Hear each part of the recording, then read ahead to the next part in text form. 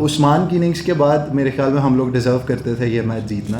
को कैसे देखते हैं? बड़ा ज़ाहिर है कि आया वो अपना एज ए बैटर भी उसने परफॉर्म किया, एज ए कैप्टन भी। तो मेरे ख्याल में मानस लेब्यूशन वो हमें वो वाला रोल जो है वो करके दे रहे हैं कि जिसमें वो ज़्यादा अटैक नहीं करते, फील्ड को बहुत अच्छे तरीके से मैनिपुलेट करते हैं। हमारी टीम में जितने एक्सप्लोसिव बैट्समैन हैं, साइम, मास, उस्मान, ये सारे जो हैं वो बहुत ज़्यादा तेज़ खेलते हैं। तो फीडबैक था कि बहुत थोड़ी सॉफ्टनिंग हो रही है या फिर आप ऐसी लैटरल मूवमेंट वेरिएबल बाउंसेस पे करना चाहते हैं? मैंने बाहर मैसेज भिजवाया था पहले 2 ओवर्स के बाद कि इस पिच के ऊपर कौन सा बॉल जो है वो ज़्यादा अच्छा रहेगा। आई थिंक मेरे ख्याल में Saim is on the right track. Usman की भी अगर आप बात करें तो इस मैच से पहले उस्मान भी स्ट्रगल कर रहे थे और आज उन्हें अपॉर्चुनिटी मिली, उन्होंने अपॉर्चुनिटी को अच्छे तरीके से अवेल किया। साइम भी उतनी ही ज़्यादा विलिंग हैं अच्छा परफॉर्म करने के लिए जितनी हम उनसे एक्सपेक्टेशंस रख रहे हैं। प्लान हर किसी का ये है कि उसने मैच जीतना है। तो अगर आप इस मैच को देखेंगे तो मुल्तान की टीम जो है वो थ्रू आउट द टूर्नामेंट बहुत अच्छा खेल रही है, ठीक है। आज भी उन्होंने बहुत अच्छा किया, लेकिन उसमें एक छोटा सा चेंज आया। अगर आखिर के 4 ओवर्स जो थे उसमें हमने कम बैक किया, 4 ओवर्स में हमने सिर्फ 30 रन दिए और उनके 6 आउट हुए, ठीक, और हम लोग मैच जीत गए।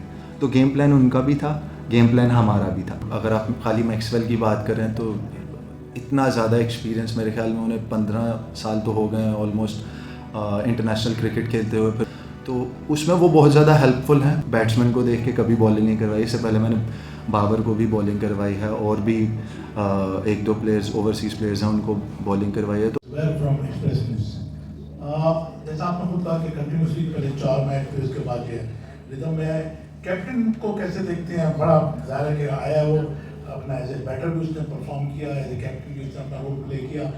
फिर आज की बात करें तो आज बैटिंग में हसन ने खास तौर पे जो रोल अदा किया उसको कैसे देखते हैं? Thank you. देखिए, मेरे ख्याल में आपको इतने ज़्यादा हमारी टीम में जितने एक्सप्लोसिव बैट्समैन हैं, साइम, मास, उस्मान, ये सारे जो हैं वो बहुत ज़्यादा तेज़ खेलते हैं। तो उसमें आपको एक एंकर जो इनिंग्स को कर सके वो वाला प्लेयर भी चाहिए। तो मेरे ख्याल में मानस लेब्यूशन वो हमें वो वाला रोल जो है वो करके दे रहे हैं कि जिसमें वो ज़्यादा अटैक नहीं करते, फील्ड को बहुत अच्छे तरीके से मैनिपुलेट करते हैं, जिसमें जो है वो एवरेज ज़्यादा ऊपर नहीं जा पाती। जहाँ पे दूसरे प्लेयर्स जो हैं वो एग्रेसिव क्रिकेट खेल रहे हैं, वो थोड़ा सा इनिंग्स को थोड़ा सा लंबा कर रहे हैं, स्ट्राइक रोटेट कर रहे हैं, जिसकी वजह से मेरे ख्याल में बहुत ज़्यादा फ़ायदा हो रहा है। दूसरे एंड से प्रेशर भी जो है वो उस्मान के ऊपर या जो भी उनके साथ खेल रहा हो उसके ऊपर इतना ज़्यादा नहीं आता। और जहाँ तक हसन की बात है, उस्मान की इनिंग्स के बाद मेरे ख्याल में हम लोग डिज़र्व करते थे ये मैच जीतना। तो हसन के वो जो आखिर के 3 छिक्के थे वो मेरे ख्याल में उतने ही ज़्यादा इम्पोर्टेंट थे जितना उस्मान का 100 था। अच्छा, थोड़ा सा हमने देखा कि मिडिल ओवर्स में आपने क्रॉस सीम थर्ड से ज़्यादा इंक्लाइन किया। थोड़ा सा मैं थॉट प्रोसेस के दरमियान जानना चाहूँगी क्योंकि थोड़ा सा मैं देख रहा था वेरिएशन भी लेके आ रहे थे उसमें, क्योंकि यार कीपर की तरफ से फीडबैक था कि बहुत थोड़ी सॉफ्टनिंग हो रही है या फिर आप ऐसी लैटरल मूवमेंट वेरिएबल बाउंसेस पे इनकॉर्पोरेट करना चाह रहे हैं?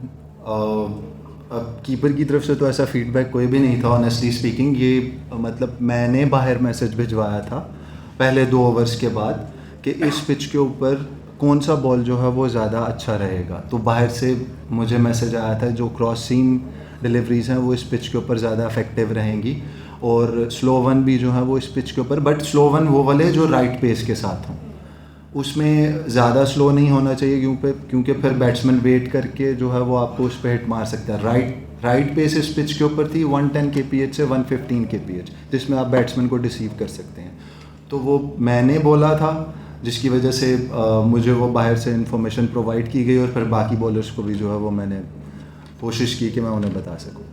Ali, Asif from PTP sports, bowling के बारे में बात मैं नहीं करूँगा क्योंकि 400 रन इस मैच से बने हैं तो उससे हमें अंदाज़ा है बॉलिंग का। बैटिंग बहुत शानदार हुई, लेकिन अभी आपने कॉम्बिनेशन की बात की टॉप ऑर्डर में, तो एक बहुत बड़ी वरी जो हमें नज़र आती है वो साइम अयूब है। उन्होंने 127 रन बनाए अब तक, जो भी इनिंग्स वो खेल सके। कितनी तशवीश है, इतना सीनियर प्लेयर है, इतना मतलब एक्सपेंसिव भी है वो in terms of the money, तो कितनी तशवीश है और कैसे वो बाहर आ सकते हैं? क्या होता है आपके कैंप में, क्या बातें करते हैं? आई थिंक मेरे ख्याल में Saim is on the right track. It's just about कि उसकी एक इनिंग्स जो है वो अच्छी जाने की बात है। उस्मान की भी अगर आप बात करें तो इस मैच से पहले उस्मान भी स्ट्रगल कर रहे थे और मेरे ख्याल में उन्होंने भी इतने ज़्यादा रन्स नहीं किए, और आज उन्हें अपॉर्चुनिटी मिली, उन्होंने अपॉर्चुनिटी को अच्छे तरीके से अवेल किया। तो मैं ये सोच सकता हूँ कि साइम भी उतने ही ज़्यादा विलिंग हैं अच्छा परफॉर्म करने के लिए जितनी हम उनसे एक्सपेक्टेशंस रख रहे हैं। तो मेरे ख्याल में कि शायद आगे आने वाले मैचेस में जिस तरह आज उस्मान ने परफॉर्म किया, मुझे ऐसा लगता है कि साइम भी इंशाल्लाह अच्छा परफॉर्म करेंगे। फैजान जियो, जब गद्दारी तौर पे टीम स्ट्रगल करती है और कई दफे मैचेस हारते हैं तो ऑफकोर्स मोरल नेचुरली सी बात है, प्लेयर्स का डाउन होता है और वो बड़े डिसअपॉइंट होते हैं। तो ऐसे हालात में जैसन ने और मानस ने किस तरह टीम को रीग्रुप रखा और मैसेज क्या मुसलसल शिकस्तों के बावजूद भी आता रहा कि आपने ऐसा कमबैक किया कि आप टॉप गियर पर आ गई? मैंने लास्ट प्रेस कॉन्फ्रेंस में भी कहा था कि it's all about collective performances. Lahore में हम लोग कलेक्टिवली परफॉर्म नहीं थे कर रहे, तो क्रिकेट जो है 11 रोज़ आप वन मैन शो करके नहीं जीत सकते। इसमें आपको जो है वो बार बार दूसरे प्लेयर्स की तरफ से भी कंट्रीब्यूशन देनी होगी तो टीम जीतती है। तो जहाँ तक बात है कि ड्रेसिंग रूम का एनवायरनमेंट किस तरह था, एनर्जी जो थी वो ड्रेसिंग रूम में हारने के बाद भी बहुत पॉजिटिव थी, बहुत ज़्यादा पॉजिटिव एनवायरनमेंट था। और सबसे अच्छी बात ये थी कि कोचेस जो थे वो प्लेयर्स को बैक कर रहे थे, उनकी स्ट्रेंथ को बैक कर रहे थे और उन्हें इनकरेज कर रहे थे कि वो आगे आने वाले मैचेस में अच्छा परफॉर्म कर सकें।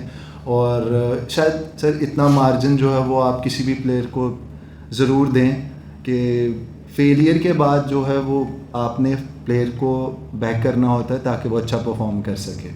ठीक, तो मेरे ख्याल में कोचेस ने वो उतना ज़्यादा प्लेयर्स को बैक किया और रिजल्ट्स जो हैं वो आपके सामने हैं। अच्छा अली, जो क्रिकेट तब्दील हुई है उसके साथ दो चीजें आ गई हैं जो हर टीम जो कहती है, गेम प्लान और राइट ट्रैक। गेम प्लान तो सिर्फ जीत का होता है और राइट ट्रैक होता है कि बैट्समैन बैटिंग करे। मतलब बैट्समैन नाकाम होता है लेकिन टीम मैनेजमेंट कह रही होती है राइट ट्रैक पे, और गेम प्लान टीम का नताइज कुछ से कुछ होते हैं गेम प्लान। तो ये जरा सा बता दीजिए, जो नई दो चीजें इंडक्ट हुई हैं, हर टीम यही कहती है कि हमारा गेम प्लान ये था और हार रहे होते हैं, और बैट्समैन जो वो राइट ट्रैक पे होता है जबकि वो स्कोर नहीं कर रहा होता। सर मैं आपको ये बता दूं कि कोई भी टीम ग्राउंड में मैच हारने के लिए नहीं आती है। 22 लोग अगर ग्राउंड के अंदर खेल रहे हैं तो उसमें से हर एक की कोशिश यही होती है कि वो अपने प्लान को अच्छे तरीके से एग्जीक्यूट करे और उस मैच को जीते। ठीक, तो ये बात होगी गेम प्लान की। गेम प्लान हर किसी का ये है कि उसने मैच जीतना है। तो कभी ऐसा होगा कि कोई टीम बुरा खेल के मैच जीत जाती है और कोई टीम अच्छा खेल के मैच जीत जाती है। अगर आप इस मैच को देखेंगे तो मुल्तान की टीम जो है वो थ्रू आउट द टूर्नामेंट बहुत अच्छा खेल रही है।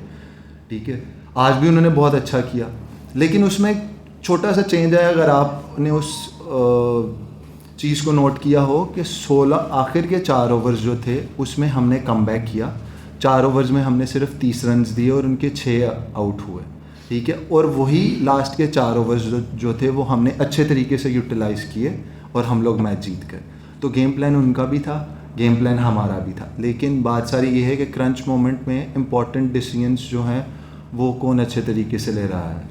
तो आज हमने वो अच्छे तरीके से उन डिसीजंस को यूटिलाइज़ किया और हम लोग मैच जीत गए। और बाकी जो आप दूसरा क्वेश्चन था आपका, 2 नई चीज़ें वो कौन सी हैं वो रिपीट कर दें ताकि मैं गेम प्लान। ओके जी, सेकंड लास्ट क्वेश्चन दानिश से। अच्छा मुझे बताइएगा कि आप लोगों की टीम बहुत ज़्यादा इसको क्रिटिसाइज किया जा रहा था, हार रही थी और फिर जीतना शुरू हुई। तो मैक्सवेल की जो इंक्लूजन हुई है, मैक्सवेल आए, उसने कितना इम्पैक्ट डाला? क्योंकि हमने देखा है प्रैक्टिस के दौरान वो माँ सदाकत को भी बता रहे थे, बताते हुए नजर आए। तो उनका कितना इम्पैक्ट और उनकी आने से जो एक्सपीरियंस है उनकी कितना फ़ायदा हुआ है पूरे ड्रेसिंग रूम के माहौल को भी और कोई भी एक्सपीरियंस प्लेयर है, और अगर आप खाली मैक्सवेल की बात करें तो इतना ज़्यादा एक्सपीरियंस, मेरे ख्याल में उन्हें 15 साल तो हो गए हैं ऑलमोस्ट इंटरनेशनल क्रिकेट खेलते हुए। फिर उसके बाद उनको फ्रेंचाइज क्रिकेट का भी बहुत ज़्यादा एक्सपीरियंस है, तो उसमें वो बहुत ज़्यादा हेल्पफुल हैं प्लेयर्स के साथ। वो कोशिश कर रहे हैं कि इनफैक्ट अभी थोड़ा सा लैंग्वेज बैरियर का भी बीच में गैप है, लेकिन वो कोशिश कर रहे हैं कि वो प्लेयर को हेल्प आउट कर सकें ड्यूरिंग द नेट सेशंस, और कुछ इंपॉर्टेंट डिसीजंस जो मैच में होते हैं उनमें भी आके वो बताने की कोशिश करते हैं। तो उनका मेरे ख्याल में हमें बहुत ज़्यादा फ़ायदा हुआ है। जितने भी यंगस्टर्स हैं, ख़ासकर हमारी टीम में हुनैन है, आकिफ़ है, और उससे पहले भी आसिफ भी मैच खेले थे। फिर जितने भी बॉलर्स बॉलिंग कर रहे होते हैं उन्हें वो आके फीडबैक ज़रूर देते हैं कि इस पिच के ऊपर आप क्या कर सकते हैं, कौन सा बॉल जो है वो आपको करना चाहिए, कौन सा बॉल आपको नहीं करना चाहिए, और इसी तरह वो बैट्समैन को भी बताते हैं। जी लास्ट क्वेश्चन। अच्छा अली, इस साल आपको मौका मिला है स्टीव स्मिथ जैसे ग्रेट प्लेयर को बॉलिंग करवाने का, तो कैसी फीलिंग्स है, थोड़ा ये बताइएगा। मेरे लिए कुछ नया नहीं था, क्योंकि मैं स्टीव स्मिथ को देख के बॉलिंग नहीं था करवा रहा। मेरे लिए एक एक वैसी ही सिचुएशन थी जैसी पिछले मैचेस में थी, क्योंकि मैं बैट्समैन को देख के कभी बॉलिंग नहीं करवाई। इससे पहले मैंने बाबर को भी बॉलिंग करवाई है, और भी एक दो प्लेयर्स ओवरसीज़ प्लेयर्स हैं उनको बॉलिंग करवाई है। तो मेरे लिए कुछ भी ऐसा नया नहीं है। हाँ, ये है कि आपके पास मार्जिन ऑफ एरर जो है वो इस तरह के प्लेयर के अगेंस्ट थोड़ा सा कम हो जाता है। उसमें आपको थोड़ा सा अपने आप को थोड़ा और डिसिप्लिन करना पड़ता है, थोड़ा सा और अपनी लाइन और लेंथ में कंसिस्टेंट रहना पड़ता है, और वही करने की कोशिश कर रहा हूँ हर मैच में। और हर मैच में ये कोशिश कर रहा हूँ कि मैं जो पुराना मैच है या जो पास्ट में गुजर चुका है मैं उस मैच से सीख सकूँ और ज़्यादा अच्छी बॉलिंग कर सकूँ जो मेरी टीम के काम आ सके। थैंक यू वेरी मच जी। Thank you.